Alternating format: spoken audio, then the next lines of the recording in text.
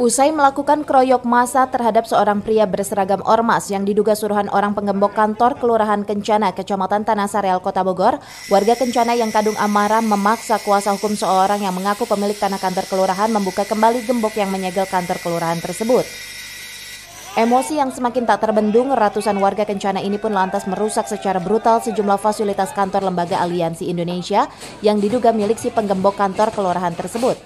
Aparat kelurahan, kepolisian, dan Satpol PP yang siaga di lokasi tampak kewalahan meredam aksi massa. Sementara pihak kuasa hukum orang yang mengaku pemilik tanah atas kantor Kelurahan Kencana menyesalkan aksi yang dianggap anarkis tersebut.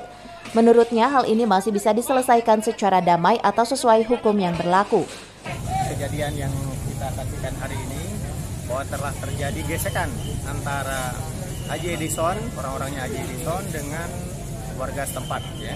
Nah, perihal kejadian ini bermula dari adanya sengketa lahan antara Haji Edison dengan kelurahan Kencana. Warga sehingga kemudian bertindak sendiri, main hakim sendiri, melakukan tindakan yang menurut kami sudah masuk kategori anarkis. Nah, terlepas daripada itu, kita tetap bersyukur bahwa kerugian-kerugian ini hanya kerugian pada sarpras, ya, sarana prasarana, tidak ada kerugian korban jiwa.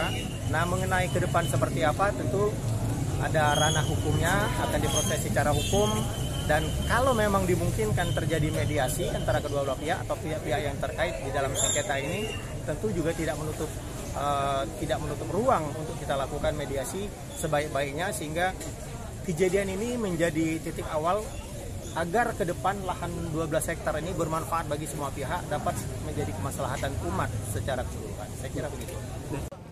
Sementara itu, Camat Tanah Sareal beserta aparat kelurahan yang dibantu petugas kepolisian dan Satpol PP terus berusaha meredam emosi warga, namun mengalami kesulitan. Dari Kota Bogor, Herman Bons melaporkan.